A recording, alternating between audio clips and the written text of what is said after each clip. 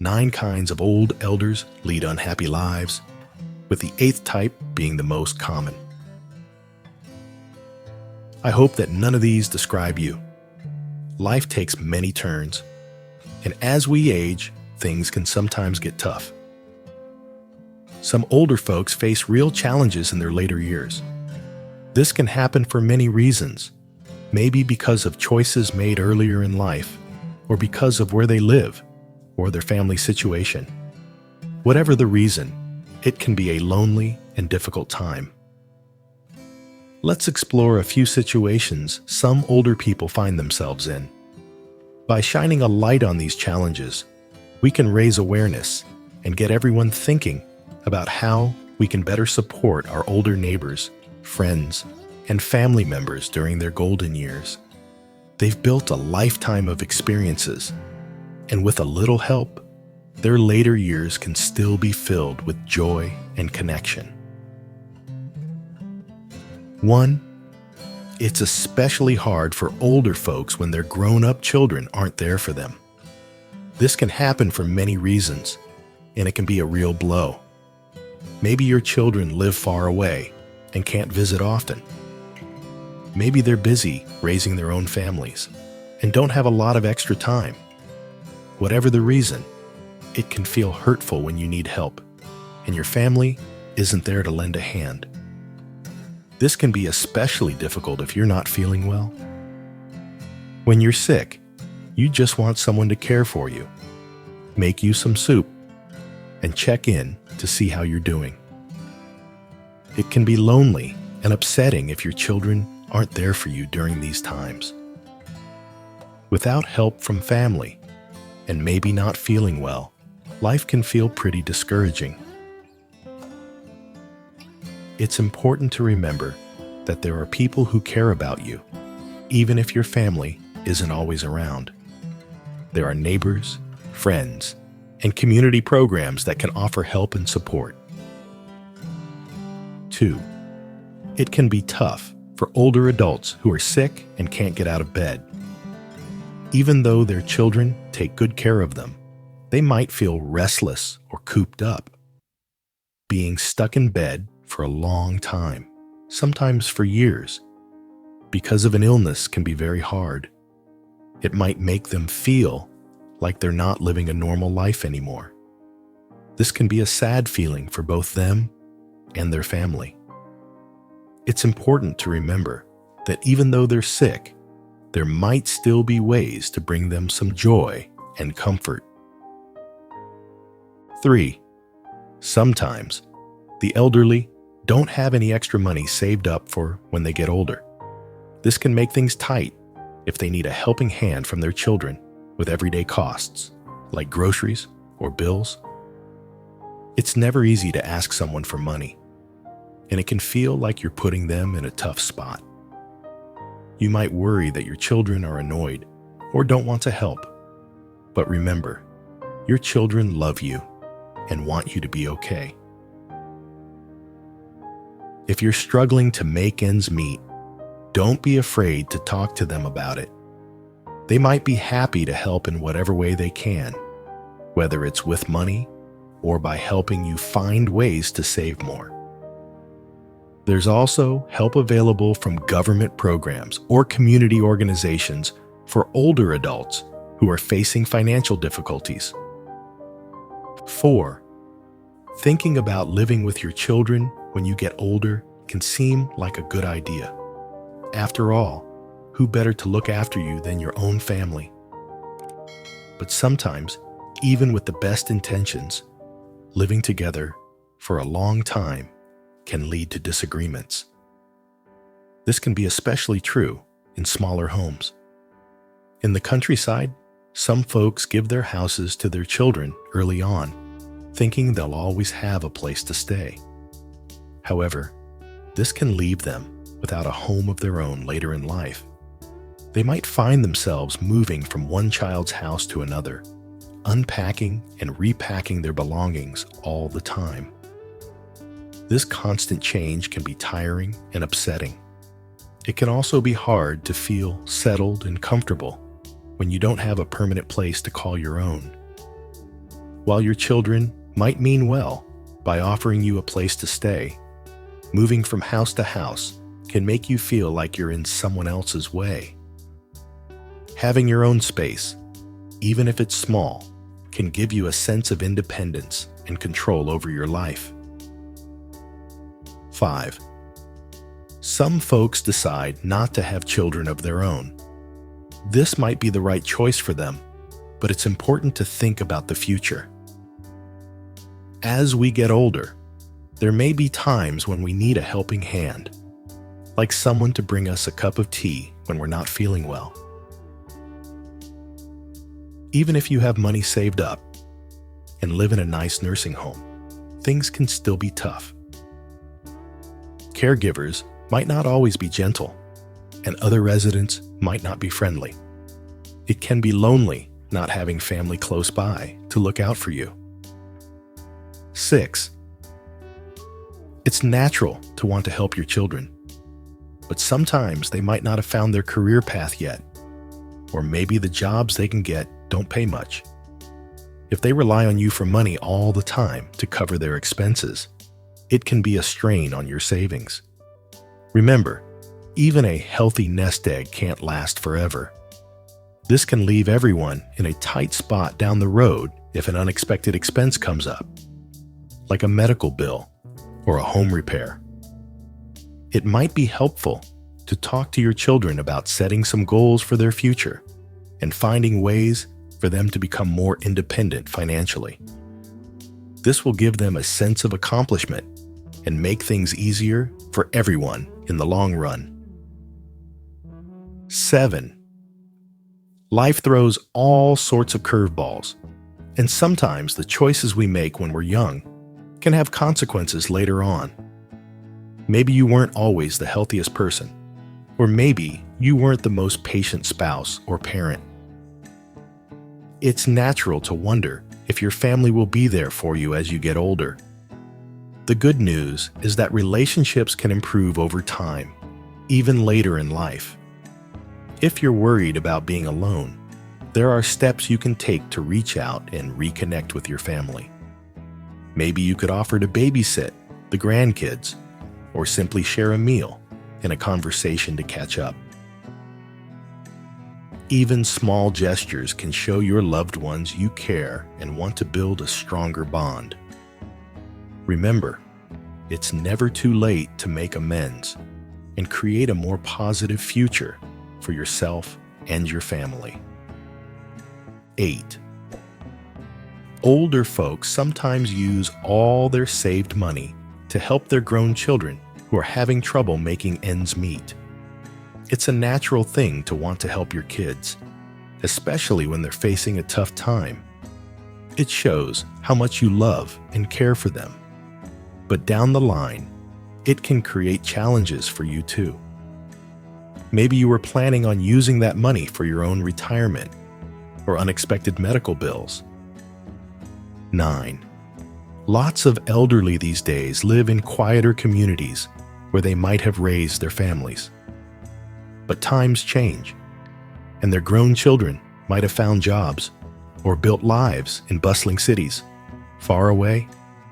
This can make it tough to see your kids as often as you'd like. Maybe you used to have regular family dinners or weekend get-togethers, but now you only get to see each other a couple of times a year for special occasions or holidays. Some families might even have children who move to other countries, making visits even rarer. While technology can help you stay connected with phone calls and video chats, it's not quite the same as having your loved ones close by. This distance can also make it harder to rely on your children for help with everyday things, especially if they have their own families and busy lives to manage. In the worst cases, some older folks who live alone in these situations might not have anyone checking in on them regularly. There's a worry that if something happened at home, no one would know right away. Both older adults and their children need to find ways to stay connected and make sure everyone feels supported, even from a distance. Mr. Nick is 73 years old and doesn't have any children. He used to believe that having a good job, savings, and a wife would take care of him when he got older. But sadly, his wife passed away 2 years ago, and he now lives in a nursing home. After spending some time there, he's realized that having children around can be a big help. Here is Mr. Nick's story. At the age of 73, I reflect on a life that began in a bustling market town. My family was considered well off, with 5 children in total, my older sister, and myself as the second child, followed by 2 younger brothers and a younger sister. Among my siblings, I was often seen as the most promising. From primary school through to high school, my academic performance was exceptional, surpassing that of my siblings, and it seemed I was destined for college. However, due to the suspension of college entrance exams during a tumultuous period, I was sent to the countryside as part of the educated youth movement. I spent 8 challenging years there until 1977, when I finally returned to the city. By then, I was already 26 years old. During my time in the countryside, I met my future wife, Maria, and we registered our marriage. Despite our union, we both harbored dreams of pursuing higher education. After our marriage, we decided to delay having children and dedicated ourselves to preparing for the college entrance exams. My parents disapproved, insisting that I should take the exams alone while Maria stayed home to raise children. Defying their expectations, Maria and I both took the exams and were fortunate to be admitted to the same university in the first year that the exams were reinstated. Our college years were consumed with studies, leaving little time for traditional married life, so we didn't have children. We originally planned to start a family after graduation, once we had stable jobs. However, after graduating and securing good positions, we lost the inclination to have children. We enjoyed our lives as a child-free couple, free from the responsibilities that parenthood would entail. Our time outside of work was entirely our own, allowing us to travel, pursue hobbies, and live life to the fullest. My parents, despite having many grandchildren from my siblings, continued to urge us to have a child, emphasizing that our financial stability made it feasible. However, Maria and I valued our independence and were reluctant to give it up. In the 1990s, we discovered that our lifestyle had a name, DINK, or dual income, no kids. Our peers often envied our freedom and the quality of life we enjoyed. We believed that our well-planned financial security, combined with our pension and savings, would see us comfortably through old age without needing to rely on children. However, as we entered our mid-60s, we faced unexpected challenges. At 66, Maria was diagnosed with severe heart disease. Despite seeking treatment from various hospitals, her condition only worsened, leading to her passing 2 years later. Suddenly, I found myself alone in a large house, feeling the weight of solitude. Though my siblings visited occasionally, they had their own families and responsibilities. I didn't want to burden them with my loneliness. Seeking companionship, I moved into a nursing home. Initially, the environment seemed ideal, with ample facilities, good food, and many elderly residents to socialize with. However, after a couple of months, the reality set in. Leaving the nursing home required an application from a guardian, which in my case was a distant nephew who lived far away and couldn't visit often. This left me feeling trapped.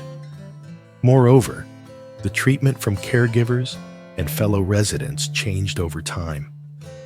Those with children who visited regularly were treated better, and a subtle but pervasive sense of hierarchy emerged.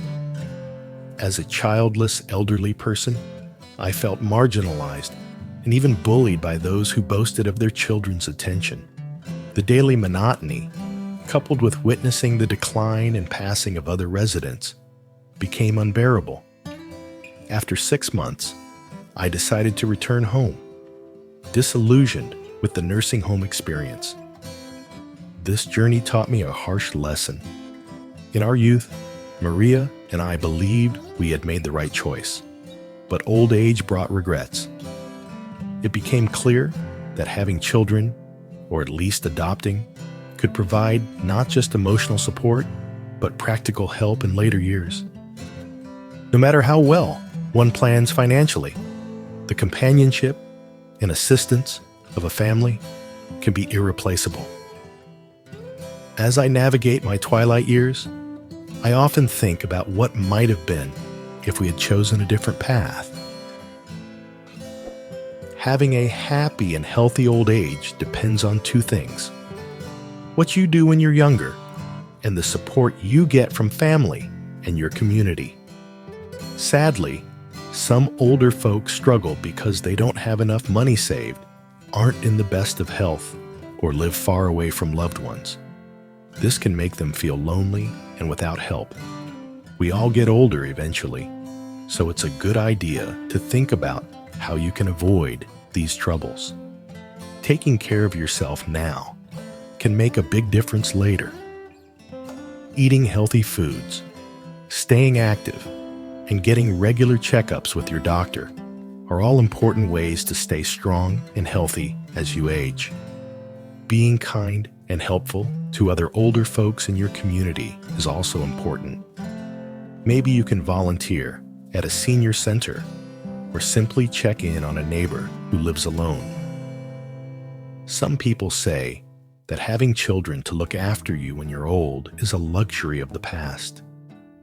These days, many young folks choose different paths in life. They may not get married or have kids, focusing on their careers, hobbies, or travel. They believe life is about being independent and following their dreams, not just raising a family. They think they can save enough money to live comfortably in a care home when they're older. But is it really the same without having someone close to you who cares about you? Even if you don't have children, there are ways to build strong relationships with friends, neighbors, or even extended family. These connections can provide companionship, support, and a sense of belonging that can make a big difference in your golden years. The story of Mr. Nick reminds some people that having children can be a comfort as we age. But listen to what this spunky 79-year-old says about getting help at home. My name is Kim, and I reside in the quaint town of Blossom Creek. I am 79 years old and formerly practiced as a physician. It has been 24 years since I retired.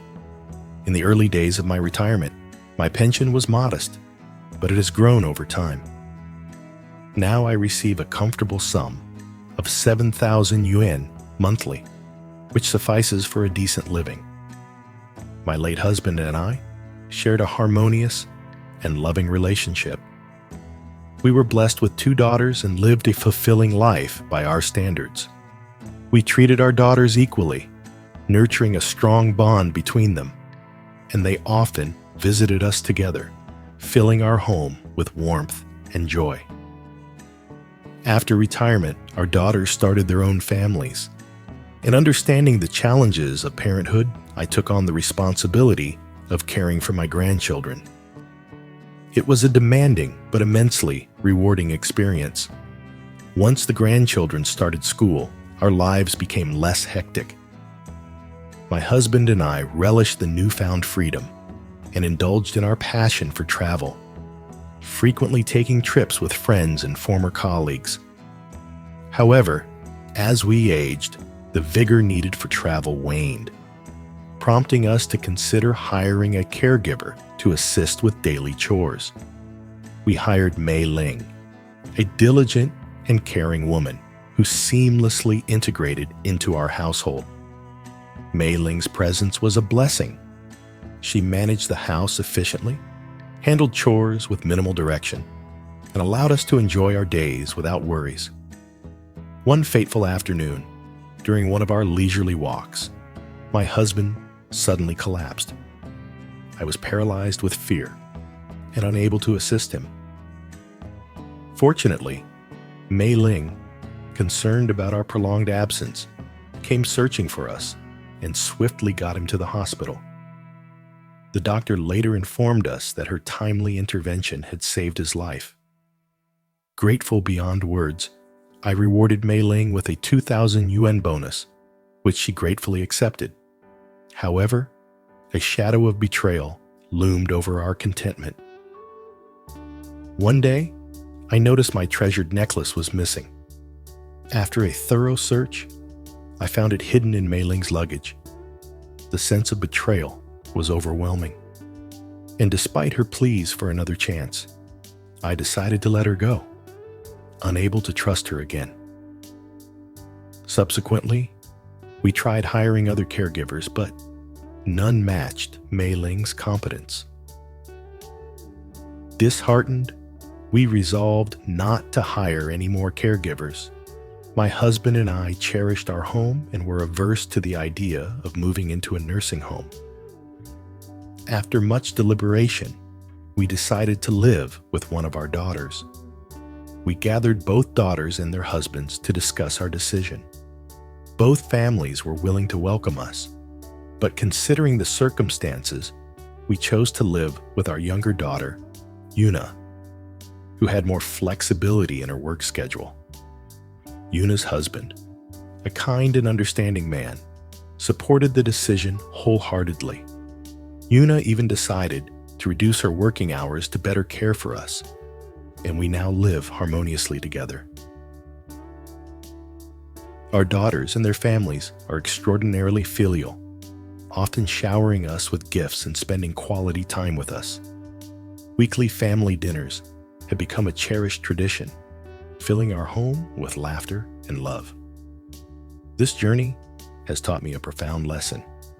In our twilight years, the true source of comfort and reliability lies in our children's devotion.